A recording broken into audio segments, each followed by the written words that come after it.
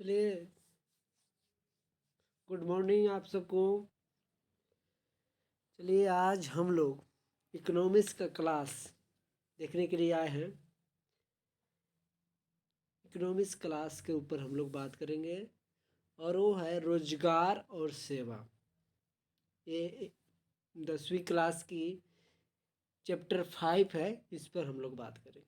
ठीक है, आशा करता हूँ आप लोग अच्छे तरह से इसको देखेंगे और अंत तक देखिए। इसमें बहुत सारे कंटेंट आपको मिल जाएंगे और मुझे आशा है कि आप लोग अच्छे तरह से देखेंगे। और आगे बढ़ते हैं, हम लोग इस क्लास को स्टार्ट करते हैं। और अगर आप मेरे चैनल पर नए हैं तो इसे सब्सक्राइब करें, लाइक करें और अपने दोस्तों के पास भी भेजें, ताकि उन सभी को ये सारी सुविधा उपलब्ध हो सके जो आपके साथ है। Thank you. आगे बढ़ते हैं। देखिए, है क्या कि रोजगार एवं सेवा। हम लोग समझते हैं कि रोजगार क्या है। रोजगार और सेवाओं का अभिप्राय यह है कि हम जो अपने परिश्रम और शिक्षा के आधार पर जो भी जीविकोपार्जन यानी जो भी अपने ज़िंदगी जीने के लिए धन एकत्रित करते हैं और उस धन को जब हम पूंजी के रूप में व्यवहार करते हैं तो और उत्पादन के क्षेत्र में निवेश करते हैं तो सेवा उत्पन्न होता है। कहने का मतलब है, हम अपनी ज़िंदगी में जितने भी पैसा कमा रहे हैं उस पैसों को किसी न किसी चीज़ को निर्माण करने में जब हम उस पूंजी को लगाते हैं तो वहीं पे रोजगार के साथ साथ सेवा भी उत्पन्न होती है। इसलिए हम कह सकते हैं कि रोजगार एवं सेवा एक दूसरे के पूरक है, यानी एक सिक्के के दो पहलू है रोजगार और सेवा। अर्थात रोजगार में वृद्धि होगी तो सेवा में भी वृद्धि होगी, रोजगार में कमी होगी तो सेवा में भी कमी होगी। ठीक, आगे चलते हैं। देखिए, रोजगार और सेवाएं एक दूसरे के पूरक हैं। वह रोजगार और सेवाएं एक दूसरे के पूरक है। रोजगार एवं सेवाओं को आर्थिक जो प्राप्ति है, जो आर्थिक विकास के क्षेत्र में प्राप्त किया जाता है। आर्थिक विकास के मुख्य रूप से 3 क्षेत्र है। ये हम लोग फर्स्ट ही चैप्टर में पढ़ चुके हैं। कृषि क्षेत्र, उद्योग क्षेत्र, सेवा क्षेत्र। कृषि क्षेत्र के अंतर्गत जब जैसे ही हम लोग बोल रहे हैं तो ध्यान में आनी चाहिए कि कृषि क्षेत्र के अंतर्गत क्या क्या आती है। यानी क्या बोलते हैं उसको, कृषि आती है, पशुपालन, मछली पालन, ये सब जो भी है एग्रीकल्चर वगैरह सब किस में आता है, कृषि क्षेत्र के अंतर्गत आता है। सेवा क्षेत्र क्या है, अब इसी में से एक है हम लोग को पढ़ना, सेवा क्षेत्र। सेवा क्षेत्र क्या है कि सेवा क्षेत्र को ही आर्थिक विकास की तीसरी क्षेत्र कहा जाता है, ये हम लोग जानते हैं। यानी तृतीय क्षेत्र को इसी को कहा जाता है। सेवा क्षेत्र का सकल घरेलू उत्पाद में यानी जीडीपी में, भारत के जीडीपी में टोटली कितना है तो 55.1% योगदान है। जबकि कृषि और उद्योग क्षेत्र दोनों मिला करके 44.9% है। सेवा क्षेत्र का विकास कृषि और उद्योग क्षेत्र में पाई जाने वाली अनिश्चित कारणों के हुआ है। अगर सेवा क्षेत्र में जिस तरह से विकास हुआ है, अगर कृषि और उद्योग क्षेत्र में और विकास पाई जाती तो शायद ये दोनों में वृद्धि होती, लेकिन सबसे ज़्यादा भी सेवा क्षेत्र के माध्यम से हम लोग को जीडीपी आगे बढ़ा है। ठीक, प्रमुख सेवा क्षेत्र के कौन कौन सी है, सरकारी से सेवा क्षेत्र और गैर सरकारी सेवा। इसके लिए हम आगे थोड़ा बात करते हैं, उसके बाद फिर पता चलेगा। देखिए सेवा आर्थिक विकास के क्षेत्र में कौन सा है, कृषि क्षेत्र, उद्योग क्षेत्र, इसको इंडस्ट्रियल सेक्टर कहते हैं। सेवा क्षेत्र यानी सर्विस सेक्टर के रूप में जाना जाता है। ठीक, यहाँ पे देखिए ये लिखा हुआ है सेवा क्षेत्र में कितना योगदान है जीडीपी में कितना सा, जीडीपी में सेवा क्षेत्र का कितना योगदान है 55.1%। जबकि कृषि जीडीपी में कृषि क्षेत्र और उद्योग क्षेत्र दोनों को मिला करके यहाँ पे 49 है, नहीं 44.9% यहाँ पर लिखा हुआ है। ठीक है, इसको बना लीजिएगा। ठीक, आगे चलते हैं थोड़ा। देखिए, सेवा क्षेत्र है। सेवा क्षेत्र में मुख्यतः दो भागों में विभक्त किया गया है, सरकारी सेवा क्षेत्र और गैर सरकारी सेवा क्षेत्र। सरकारी सेवा क्षेत्र जब देश के व राज्य के सरकार के द्वारा लोगों के काम के बदले मानसिक वेतन दिया जाता है। इनमें विभिन्न तरह से काम लिया जाता है। यूँ कहे तो सरकार के द्वारा जो हमको काम दिया जाता है या सरकार के द्वारा वेतन दिया जाता है उसे सरकारी सेवा क्षेत्र कहते हैं। सरकारी सेवा क्षेत्र का कुछ व्यापक क्षेत्र है। उदाहरण के रूप में सैन्य सेवा क्षेत्र, सेना में जो भर्ती होते हैं। स्वास्थ्य सेवा क्षेत्र यानी कुछ ऐसे लोग हैं जो डॉक्टर के रूप में काम करते हैं, सरकारी डॉक्टर, सरकारी टीचर, सरकारी इंजीनियर, सरकारी जो भी वित्त सेवा है वो सब, बैंकिंग सेवा, सरकारी बैंकिंग, ये सब क्या है, सरकारी सेवा क्षेत्र है। ठीक, उसके बाद आता है गैर सरकारी सेवा क्षेत्र। गैर सरकारी सेवा क्षेत्र जब जब सरकार अपने द्वारा किसी काम को न करके किसी संस्था को दे देती है कि हम नहीं करेंगे आप करें, तो उसको बोलते हैं गैर सरकारी सेवा क्षेत्र। सरकार खुद न करके आम लोगों तक पहुंचाने के लिए किसी संस्था की सहारा लेती है, उसको बोलते हैं गैर सरकारी सेवा क्षेत्र। ऐसे में लोग स्वयं अपने प्रयास से ऐसी सेवाओं का सृजन या लाभान्वित होते हैं, तो उसे बोलते हैं गैर सरकारी सेवा क्षेत्र। इस क्षेत्र के कुछ उदाहरण हैं जैसे बैंकिंग से, दूरसंचार सेवा क्षेत्र, यातायात क्षेत्र, स्वास्थ्य सेवा क्षेत्र, स्वरोजगार क्षेत्र, जैसे हम लोग अपना बिजनेस करते हैं, ये सब क्या है, ये सब स्वरोजगार यानी कि गैर सरकारी सेवा क्षेत्र है।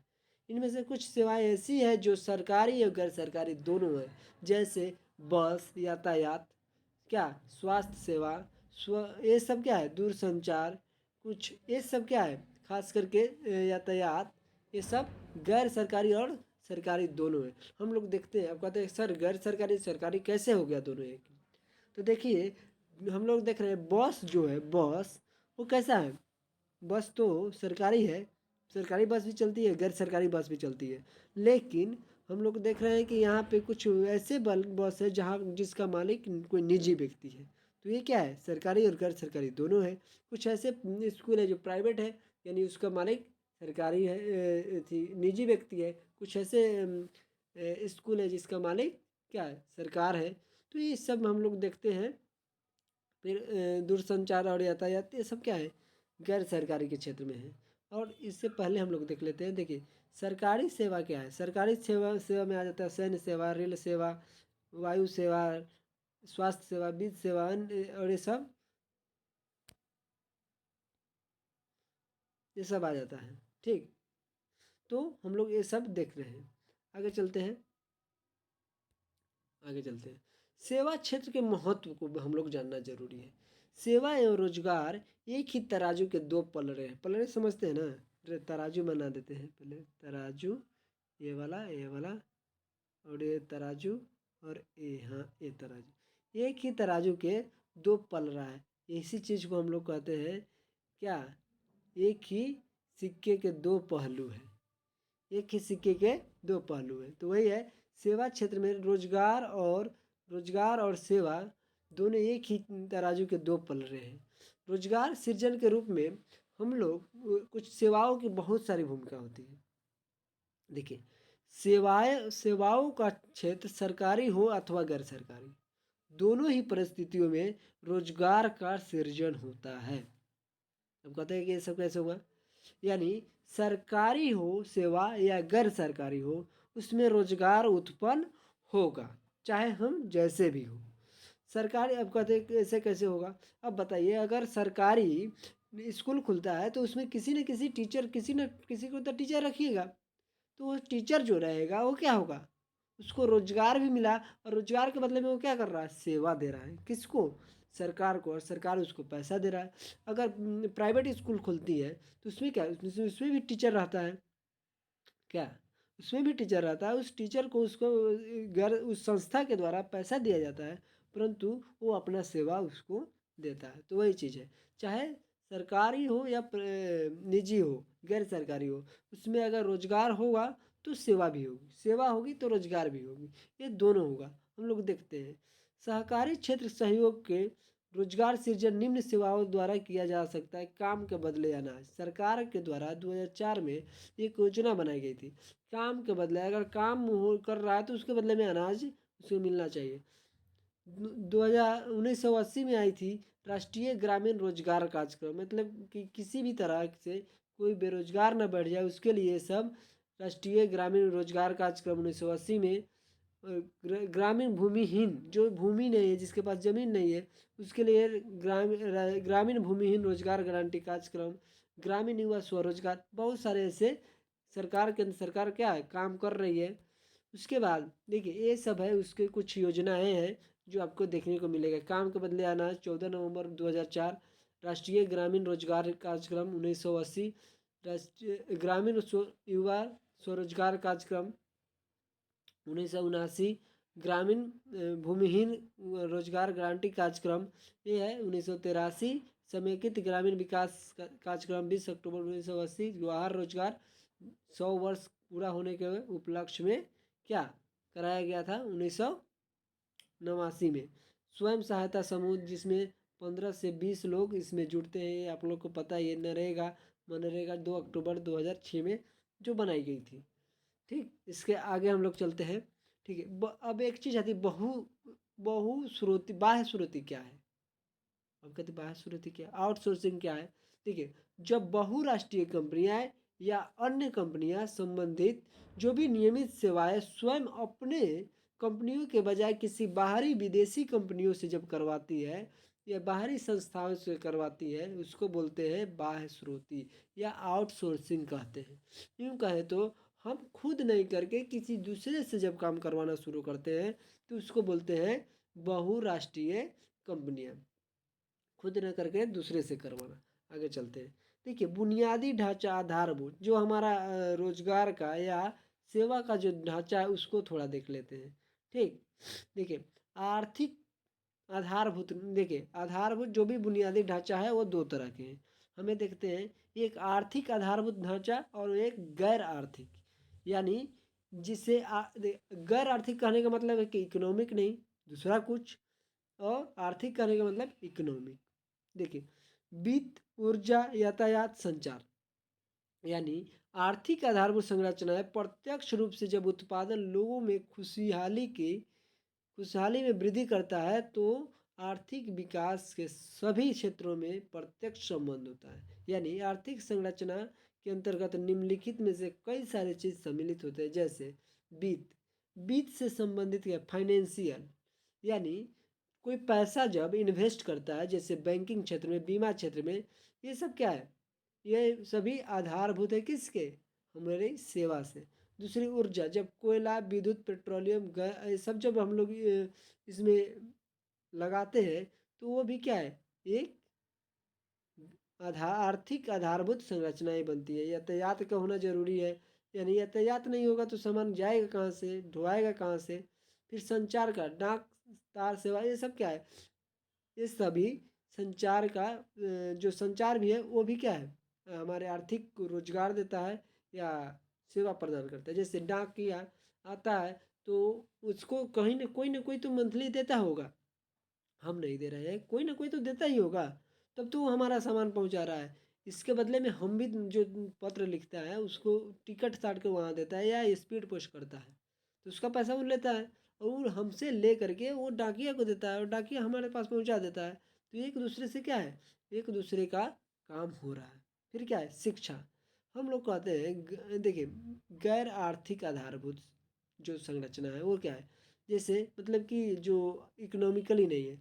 शिक्षा और औपचारिक शिक्षा, प्राथमिक शिक्षा, माध्यमिक शिक्षा, उच्चतर शिक्षा और मध्य क्या है, माध्यमिक शिक्षा, तकनीकी शिक्षा, ये सब दी जा रही है। क्यों दी जा रही है, ताकि वो शिक्षा लेकर के कहीं पे पढ़े लिखे और उसको क्या रोजगार मिले, उसकी रोजगार मिले, सेवा प्रदान करे। जैसे कोई टीचर अगर किसी संस्था में पढ़ा रहा है तो अपनी सेवा दे रहा है, उसके बदले में उसको कुछ न कुछ मंथली के रूप में, रोजगार के रूप में उसको मिल रहा है। स्वास्थ्य, अस्पताल, ये सब भी देखते हैं। अस्पताल में कोई नर्स काम करता है, उसके बदले में क्या करता है, किसी का ट्रीटमेंट वगैरह वगैरह, पानी चढ़ाना, ये सब काम करता है और उसके बदले में अस्पताल वाले उसको पैसा देता है। नागरिक सेवा, सामाजिक चेतना, साफ सफाई जो करता है वो नागरिकों की सेवा करता है, उसके बदले में कोई ना कोई या तो किसी संस्था के द्वारा या किसी सरकार के द्वारा पैसा दिया जाता है। ठीक है, आगे बढ़ते हैं। भारत विश्व में सेवा प्रदान करता है। अब हम कहते हैं कि अगर हम कहें कि भारत विश्व में अपना सेवा बांटता है तो कहेंगे कैसे होता है। बाह्य स्रोत जब हम सुने ना, जब बहुराष्ट्रीय कंपनी अन्य कंपनियों को संबोधित कर नियमित रूप से सेवाएं अपने बजाय किसी और से करवाती है तो उसको बोलते हैं आउटसोर्सिंग। अब हम लोग कहते हैं कि हम लोग भारत पूरे दुनिया में कैसे हम लोग अपना सेवा दे रहे हैं। तो इसके लिए हमको ये समझना होगा कि भारत में इतनी जनसंख्या है कि हमारे पूरी दुनिया में अगर ढूंढो ना तो हर जगह जगह पर भारतीय लोग हैं। खास करके आज के युवाओं में कॉल सेंटर में काम करने में बहुत ही दिलचस्पी है। और जहाँ भी देखो तो कॉल सेंटर के रूप में हमारे युवा कर रहे हैं आज। या हमारा आज देखिए सत्या नडेला या यूँ कहे तो सुंदर पिचाई भारतीय होने के बाद में अमेरिका में अपना परचम लगा रहे हैं। तो वही कह रहे हैं वहाँ अपने देश के अलावा विदेशों में भी हम क्या कर रहे हैं, अपनी सेवा प्रदान कर रहे हैं। सेवा के क्षेत्र में आर्थिक सामाजिक और ये सब तो हम देख लिए, आर्थिक गैर आर्थिक ये देख लिए। आगे चलिए, मानव पूंजी के प्रमुख घटक। मानव पूंजी, मानव के लिए कम से कम क्या क्या चाहिए वो देख लेंगे। भोजन, वस्त्र, आवास और स्वास्थ्य और शिक्षा मानव पूंजी के 5 हैं। मानव पूंजी 5 है। क्या क्या चाहिए? भोजन, वस्त्र, आवास, स्वास्थ्य और शिक्षा। आधुनिक मंदी क्षेत्र के इस क्षेत्र के आधुनिक मंदी का सेवा क्षेत्र का प्रभाव विकसित जितने भी देश हैं उन सब के प्रतिकूल प्रभाव पड़ा, जबकि भारत में कम प्रभाव पड़ा है। क्योंकि यहाँ के जो लोग हैं ये अपने जब इकोनॉमिकली जो सिचुएशन जो क्राइसिस आ जाती है तो वहाँ के लोग कुछ काम कर नहीं पाते। लेकिन यहाँ के जो भारतीय लोग हैं वो अपने देश को छोड़कर दूसरे देश में भी जा कर के काम कर लेते हैं और ये अपने देश की आर्थिक जो इनकम है वो हमेशा बनाए रखते हैं। इस तरह से हम लोग देखें कि भारत में रोजगार और स्वरोजगार कैसे उत्पन्न होता है। एक और आप लोग को बता दें कि बीमारू राज, बीमारू राज में बीमारू राज्यों में कौन है? देखिए इसमें देखिए BI से बिहार, M से मध्य प्रदेश, से आंध्र प्रदेश, R से क्या राजस्थान, U से उड़ीसा। अब यही है बीमारू राज। ठीक है, आप लोग को बहुत जल्द ही एक नई कुछ और एक नया सीरीज लेकर आने वाले हैं। आप लोग को अच्छा लगेगा, हमें यकीन है कि ये वीडियो भी आप लोग को अच्छा लगेगा, अच्छा लगा होगा। और इसलिए इसको लाइक शेयर कमेंट और करें और क्या क्या इसमें सुधार हो सके वो भी बताइए। और हो सके तो इसको लाइक शेयर और कमेंट करते रहें और दूसरे बच्चों के पास भी पहुंचाएं ताकि ये अधिक से अधिक अधिक से अधिक इसके बारे में जानकारी मिल सके। थैंक यू, धन्यवाद। फिर मिलते हैं अगले वीडियो में। एक नया सा सीरीज लेकर आने की हम लोग सोच में हैं, देखिए क्या होता है। ठीक है, थैंक यू, धन्यवाद।